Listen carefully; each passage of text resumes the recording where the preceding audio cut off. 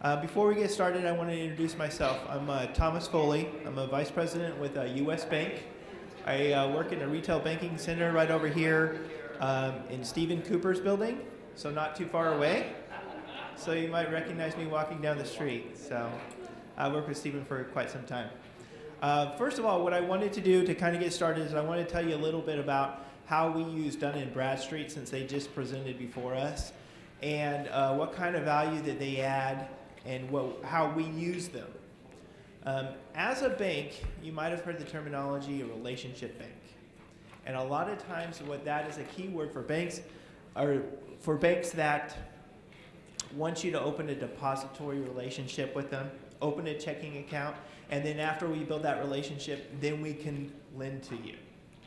And a lot of times they want that relationship to be about 6 months.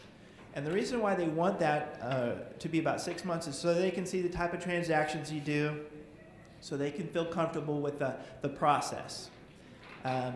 With Dun & Bradstreet, what we do is if somebody comes in off the street and they want for us to lend to them, there's a couple different things that we're going to look at. I'm going to talk about those today and how you can prepare yourself. So if you're looking for a bank to go in and get a loan with, that you can be prepared when you go in there. A lot of times what will happen is, and this has been happening frequently, is you'll have your own personal bank that you use, and for some reason or another, they have a non-performing loan portfolio. So they stop doing any type of business lending. And in that case, you got to go find another bank to either get a loan or do some of the banking. One of the things that we do is if somebody comes in off the street and they want to apply for some type of business credit, we will run Dun & Bradstreet. Some of the things that we're going to look on their Dun & Bradstreet, we're going to see how many trade lines they have, or how many trade lines the business has, how long they've been open. So that's why it's really, really important that you start working on your Dun & Bradstreet report and getting those trade lines active and getting those trade lines under the business name. And why is that so important?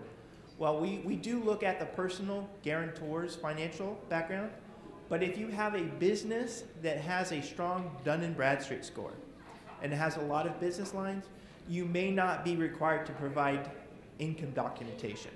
So as an example, with our unsecured lines of credit, maybe a $25,000 revolving line, we may not require any documentation for a borrower that has a very strong Dun & Bradstreet.